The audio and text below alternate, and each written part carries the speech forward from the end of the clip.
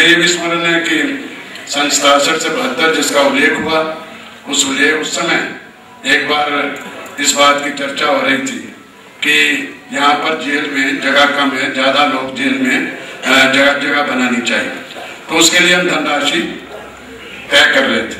तो हमारे आदित्यनाथ झा जी ने इस बात का उल्लेख किया। उन्होंने कहा कि ये जो जेल के लिए मल्होत्रा जी कह रहे हैं कि ज़्यादा पैसा देना चाहिए। तो उन्होंने कहा कि रूस के एक प्रधानमंत्री थे, वो जब बहुत अधिक पैसा देने की बात कर रहे थे तो उनसे किसी ने पूछा कि आप स्कूल के लिए पैसा नहीं दे रहे, जेल के लिए क्यों दे रहे हैं? तो उन्होंने कहा कि अब स्कूल में दोबारा जाने का तो कभी चांस मिलेगा नहीं, स्कूल में दोबारा नहीं जा सकता। और सन 73 में मैं मुख्य कार्य पार्षद हट गया, शिमला समझौता हो गया, 91,000 कैदी हमारे पास थे, वहाँ पर बहुत बड़ी विजय प्राप्त की थी, परंतु शिमला समझौते में उस पर पानी फेरा गया। यहाँ बहुत बड़ी सभा हुई थी, माननीय अटल बिहारी वाजपेयी जी उस सभा को उन्होंने संबोधित किया रामलीला मैदान में, और शिमला समझौते को जला करके सबने, लाखों की संख्या में लोगों ने, और तब हमने प्रदर्शन किया। उस प्रदर्शन में हम पकड़े गए तो जिस जेल का मैंने शिलान्यास किया था, कैंप जेल का, उसका पहला कैदी बनने का भी मुझे, और उसने कहा कि अब बहुत आगे इनको उसी जेल में डाल दिया जाए। उसके बाद लिखा हुआ था कि इन्होंने उसका उद्घाटन किया। मुझे ये भी स्मरण है कि सन 77 में हम जेल में थे, तो सन 77 में जेल में 75 में इमरजेंसी लगी, तो वहाँ पर मुझे कोई स्लिप डिस्क की बात हुई, तो मुझे उन्होंने एक बार बीच में बहुत कठिन यातनाओं का उस समय था, तो हमें पीजीआई चंडीगढ़ में भेज दिया। और डॉक्टर्स ने कुछ देर के बाद, वो पीजीआई के चंडीगढ़ का जो जगह थी वो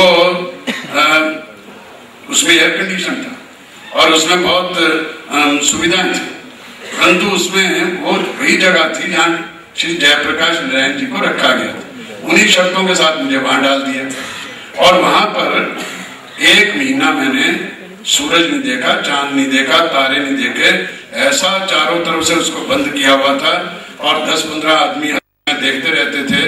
तब मुझे लगा कि जयप्रकाश जी को जीवन में वहां पर कितना कष्ट हुआ, और वहां पर कोई उनसे बात भी नहीं कर सकता था। और एक व्यक्ति था, उसको उन्होंने कहीं कह दिया कि तुमने अगर जरा भी बता दिया कि जयप्रकाश जी कहाँ हैं और क्या बात है, और तो देश में उलट पुलट हो जाए।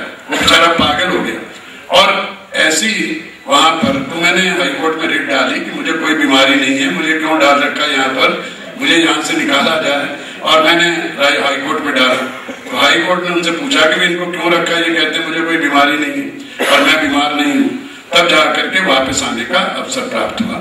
मित्रों, मैंने कुछ बातों का उल्लेख इसलिए किया है, परंतु 2 बातें और मैं आपसे कहना चाहता हूँ। जब मैं संसद बना था, और संसद बनने के बाद जब पहली बार वो हमने शपथ ली थी अपने देश की रक्षा के लिए, संघ की ओर से उस समय शपथ होती थी, तब पहली बार देखा उसमें कहा गया था, जो गाना था कि वृत्त पत्र में नाम छपेगा, पहनूंगा स्वागत समाहार, छोड़ चलो ये शुद्र भावना, हिंदू राष्ट्र के तारनहार। परंतु बाद में मुझे पार्टी का प्रवक्ता बना दिया गया भाग्य। तो प्रवक्ता बनने के बाद तो प्रतिदिन जा करके समाचार पत्रों में कुछ ना कुछ बात कहना वो एक तरह से अनिवार्य हुआ। परंतु मैंने इस बात का शोहरत के पीछे भागना या उसी के पीछे भाग करके उसको किसी तरह से करना, इसका विचार नहीं किया। मैं इस समय केवल 2 बातों का उल्लेख इस समय करना चाहता हूँ। एक तो ये कि उन व्यक्तियों को के साथ काम करने का असंख्य लोगों के साथ अवसर प्राप्त हुआ। परम पूज्य गुरु जी डॉक्टर श्यामा प्रसाद मुखर्जी, दीनदयाल जी, उनके चरणों में बैठकर काम करने का भी अवसर मिला, उनके बहुत रहने का भी अवसर प्राप्त हुआ। जो बहुत से लोग आज आशीर्वाद देने आए, इनके साथ भी काम करने का अवसर प्राप्त हुआ। अपने निकट के सहयोगियों के साथ भी काम किया, और अपने से छोटे जिन लोगों ने बहुत आदर श्रद्धा दिया, उन सबका मैं बहुत कृतज्ञ हूँ। जिन लोगों के आज बीच में हमारे नहीं रहे और जिनके साथ काम करने का अवसर प्राप्त हुआ था और जिन्होंने कंधे से कंधा मिलाकर काम किया, उनको आज मैं नमन करता हूँ। उन सबके प्रति कृतज्ञता का ज्ञापन करता हूँ। और मैंने जहाँ कहा कि ऐसा नहीं है कि कभी कोई प्रफुल्लता या बहुत अधिक संतोष। जब मैं पहली बार निगम का सदस्य बना तो निश्चित तौर पर बहुत संतोष हुआ, मन में बड़ी प्रसन्नता थी। फिर मैंने जब चीफ एग्जीक्यूटिव काउंसिलर की शपथ ली तब भी मन में प्रसन्नता का भाव रहा, संतोष का भाव रहा। उसके बाद मैंने यहाँ पर ऊंचे स्थानों पर गया, अटल जी ने कैबिनेट रैंक दिया, यूएनओ में जाकर के वहाँ की आम सभा को मैंने संबोधित किया। ये सब अवसर ऐसे थे।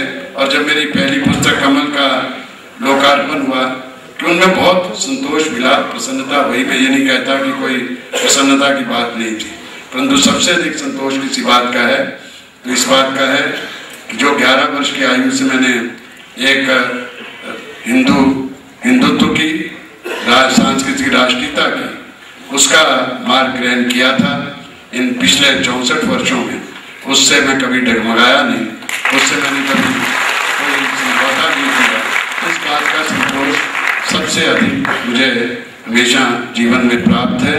और अंतिम बात कह करके कि यदि कुछ उपलब्धियां हैं, कुछ अर्जन किया है, तो जैसा सुषमा जी ने कहा था कि उसका बहुत बड़ा योगदान मेरी पत्नी का, उनकी धैर्य का, गीता का इसमें है और उनको बोझ के उठाने का।